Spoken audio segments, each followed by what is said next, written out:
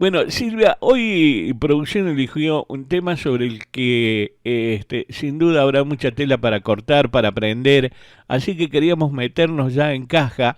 El tema es, ¿quién es un narciso? Cuando decimos una persona es narcisista, ¿qué estamos diciendo? Estamos diciendo de que primero es un trastorno de la personalidad. Es un trastorno de la personalidad que se llama justamente así, trastorno narcisista de personalidad. Que para aquellos que no les gusta adherir a los sistemas americanos de clasificación, nos quedamos con que es una persona neurótica. Es una persona que, como otras clases de neurosis, tiene características propias, diferenciadas, pero que no deja de ser un neurótico.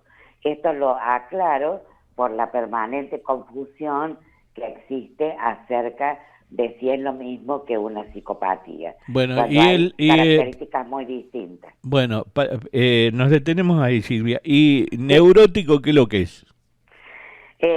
Neurótico es según el punto de vista del psicoanálisis, es una estructura psíquica que tiene conflictos reprimidos y que monta mecanismos de defensa, y en ese intercambio entre los conflictos inconscientes y los mecanismos de defensa, que son diques para que no salgan a la conciencia estos conflictos, se genera un sentimiento propio de toda angustia, que es de todo neurótico, que es la angustia, y que es justamente un elemento fundamental para distinguirlo de los psicópatas.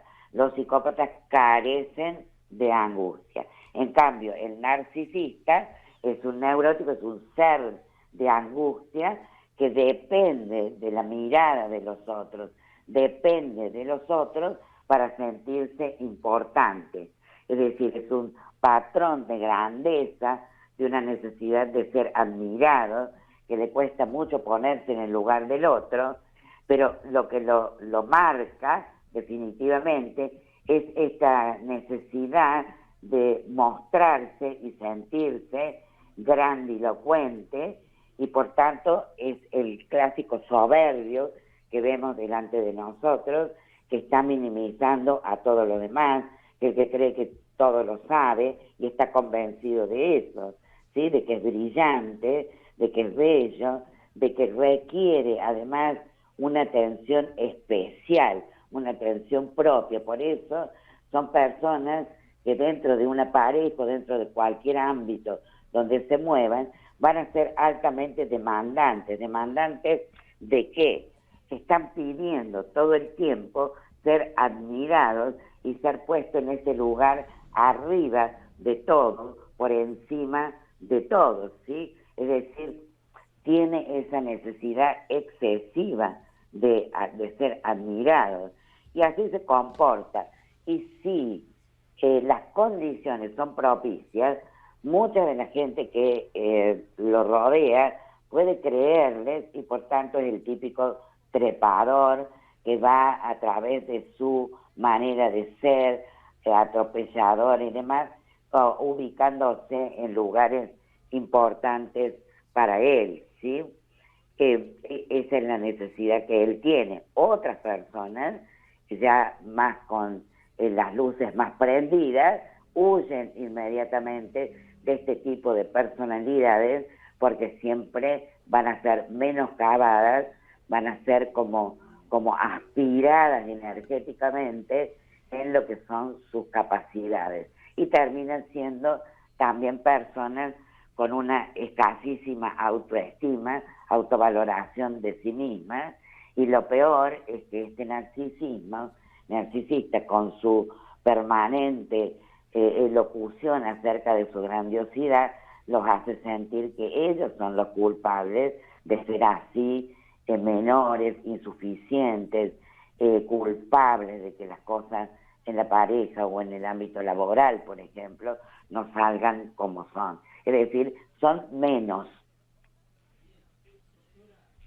A ver, Sí, doctora, ¿Estas patologías, o no sé cómo llamarle, son consideradas enfermedades? Bueno, según los sistemas americanos, están clasificados. Los sistemas americanos son los que a lo mejor ustedes han visto en informes y demás, Mm, que tienen las siglas DSM-4. Actualmente utilizamos la versión número 5 y allí se agrupan todos los trastornos mentales. ah, Por tanto, está considerado un trastorno mental, pero en esencia es un tipo de personalidad exagerada, porque esto mismo lo podemos ver en personas comunes con una intensidad menor. Cuando esa perfecto. intensidad es mayor, absolutamente predominante y exclusiva de otras características, hablamos de un trastorno de ¿Y personalidad. se puede tratar estas situaciones, doctora? A diferencia del psicópata, nos deja, sí, a los terapeutas, un margen para cambiarlo. Ujú. Ese margen es chiquito, no se ilusionen. No se ilusionen Sí. las mujeres que están en pareja con narcisistas. En general, el narcisista va a sostener a lo largo del tiempo como como buena estructura de personalidad todas estas características que reseñamos, Sí. pero puede haber un aspecto que a los psicoterapeutas nos permita, en cierta manera, en cierto grado, un poquito, digamos, para no generar falsas ilusiones de cambio, cosa que para nada sucede en la personalidad psicopática, que Ujú. no tiene ninguna posibilidad de cambiar. Ahora, ¿por qué? Para que te quede un poquitito más claro, porque, por ejemplo, el narcisista tiene algunas características, como por ejemplo, no soporta ser despreciado, no soporta ser menoscabado por otros, y Ujú. allí entra en furia. En cambio, es decir, por eso decía al principio que el narcisista depende de otras personas, depende de la mirada de otras personas para sostener esa apariencia de ser un ser superior, porque en el fondo es un ser que adolece de seguridad personal, es alguien muy inseguro. Cuando nosotros decimos depende de la mirada del otro, también estamos marcando una fuerte diferencia con la psicopatía. El psicópata no depende de nadie, depende únicamente de sí mismo y no tiene ninguna posibilidad de cambio. Mm. Lo que los otros digan de él, piensen de él, no les importa para nada, ¿sí? Perf- En cambio, el narcisista sí lo preocupa, lo descompensa, lo enoja, lo saca de lo que es su apariencia habitual. Doctora, mucho se habla acerca de estos rasgos psicopáticos y demás, y por ahí se dio a conocer, principalmente en las redes sociales, a donde sí hay mucha información falsa o poco Sí, verificada, en que todos los seres humanos tenemos algún rasgo psicopático. ¿Esto es cierto o es algo que más o menos se podría verificar? ¿Cómo es al final? bueno, por ejemplo, la psicopatía se va a caracterizar por tres ejes fundamentales, que son el uso de las necesidades especiales. ¿Qué quiere decir eso? Así como nosotros si tenemos hambre comemos y después volvemos a comer porque se nos pasa, satisfacemos el hambre, pero vuelve porque es una necesidad propia de la persona para sobrevivir. En el equivalente psicopático tiene necesidades especiales que son, que generalmente y en primer plano diría yo, están ligadas al ejercicio del poder, al ejercicio real del poder, ¿sí? Y tiene características como de cosificar al otro, Sí. es decir, el otro le quita la cualidad de ser un sujeto igual a él, sino de que es un mero objeto con el cual puede hacer lo que quiere. En ese sentido, vamos a ver rasgos que lo componen a esta cosificación, que es la manipulación para doblegar la voluntad del otro y hacer lo que el psicópata quiere. Vamos a ver la marcada seducción, la mentira habitual, con una característica que es el alto poder de convicción sobre el otro. Entonces, cuando yo rápidamente te hago esta enumeración, vos puedes decir, pero yo conozco muchas personas que son manipuladoras para lograr sus objetivos. Ok, es verdad. Conozco personas mentirosas. Ok, es verdad.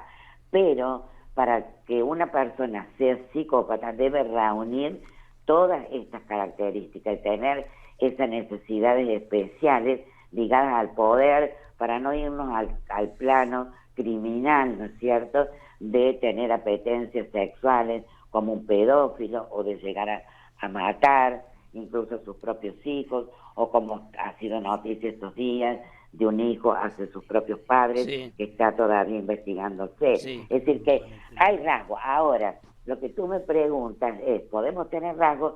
Sí, aisladamente. No podemos ser psicópatas. Claro. Cualquiera no puede ser psicópata. Tiene que tener todos estos rasgos. Gracias a Dios, afortunadamente, ninguno de nosotros tenemos esa capacidad de ser psicópata. ¿Sí? Bien. Doctora, ¿por qué independientemente de que primero se presentan seductores y después dan lugar a todas esas consideraciones que vos ponías de manifiesto, pero por qué la otra persona, siendo permanentemente desvalorizada, humillada, continúa con esa relación? ¿Por qué no huye? ¿Por qué se queda y se deja ser sometida a todos esos vejámenes? Bueno, en el caso de la relación que establece en la pareja una personalidad psicopática, un psicópata claramente dicho, forma un vínculo complejo, muy difícil de desentrañar, pero que todos los colegas y todas las personas deben estar advertidas, que tiene un nombre diferente y que se llama prácticamente cultura psicopática complementaria. Y este término complementario les resultará a ustedes difícil de entender, y es natural porque hasta a los propios colegas les es difícil de comprender. No quiere decir complementario en el sentido habitual, popular de la palabra, que yo complemento al otro y entre los dos formamos una unidad espectacular. No, el psicópata empieza, como vos dices, siendo así un amoroso, un seductor, atrapa, digamos, entre comillas, a la persona vulnerable, pero ¿desde dónde la atrapa? ¿Desde dónde la ancla a esa persona psicópata? Desde la captación de las necesidades propias que tiene esa persona vulnerable. Algo le da el psicópata que satisface esta persona, que por tanto no la denominamos víctima, sino complementaria. Víctima es una mujer que va caminando, un hombre que va caminando y ha sido atacado sorpresivamente por alguien sin tener ninguna participación. Lo que vos me planteas es por qué la complementaria sostiene este vínculo tan tremendo hasta que en algún momento, afortunadamente, hace un clic, huye de esa relación y se separa del psicópata. Lo hace porque de alguna manera, que esto hay que investigarlo solamente en el marco terapéutico y con muchísima paciencia, qué es lo que esta persona le provee, le satisface como una necesidad profundamente arraigada, tal vez en el inconsciente de la persona vulnerable, y que la hace sostener a pesar de las terribles humillaciones. Entonces hay que averiguar, hay que captar a través de este proceso tranquilo, con paciencia, con muchísima paciencia, qué es lo que siente la complementaria, que le da esta persona, le satisface esta persona y nadie más en el mundo. El narcisista, en cambio, es más propicio a formar relaciones del tipo que a ustedes les resultará más familiar, desde el círculo de la violencia, primero amorosos, después, bueno, se muestran con toda esta faceta horrible, luego es perdonado, luego se repite, y así eternamente hasta que la mujer hace un clic y se va definitivamente, afortunadamente. Nada tiene que ver una cosa con la otra, ¿se entiende? Por eso llamamos a uno círculo de la violencia y al otro circuito, círculo, cultura, como quiera llamarlo, psicópata complementario. Bien, una última pregunta de mi parte, doctora, tiene que ver con lo que usted Sí, está diciendo. Respecto a un escenario diferente, sí, si no hablemos de víctimas ni de sumisión, sí, sino de aquella persona que se impone ante la personalidad de este sí. narcisista o psicópata, se impone y le hace frente. ¿Cómo se No, encara esa situación? ¿O no se dan esos pierde. casos? No, no, pierde como en la guerra, ¿Pierde? pierde mal. No Es me decir, diga, la ¿sí? única forma, de la única forma de correr, yo no te diría de ganarle o de superarlo, lo puede superar un psicópata aún peor que él, Ah, únicamente. Pero nosotros las personas comunes, la única forma que tenemos de apartarlo es uniéndonos. claro. Si no nos unimos, vamos directamente a perder mal. Lo que más aconsejamos, sobre todo en el ámbito de familia o en el ámbito laboral, cuando estas relaciones llegan a ser tremendas y aniquilar psíquicamente a la persona, debe huir lo antes posible de esa relación. La otra alternativa es la que te acabo de decir, que tiene más chances, que es la de unirse. La unión puede correrlo, no lo va a hacer desaparecer, porque el psicópata va a seguir siendo toda la vida psicópata, en este ámbito, en el ámbito de la pareja, con los hijos, con los padres, en el trabajo, en la política, en la finanza, va a seguir siendo, va a ir cambiando en todo caso de ámbito de trabajo. Pero sí, por ejemplo, quiero retomar el ámbito laboral, que lastima a tanta gente a través de un jefe psicópata. La única manera es o irse inmediatamente, lo reitero, o unirse entre todos para correrlo, sacarlo de ese lugar, ¿sí? Si no, terminamos sin duda destrozados. Doctora Silvia Martín, especialista en psiquiatría y licenciada en psicología, muchas gracias por este tiempo. Ha sido usted muy gentil, muy amable y ha sido muy placentero escucharla. Que tenga buen día. Buen día y muchísimas gracias a ustedes por la invitación y un saludo a todos. Gracias, muy amable. Gracias. Hasta Adiós. luego. Muy amable.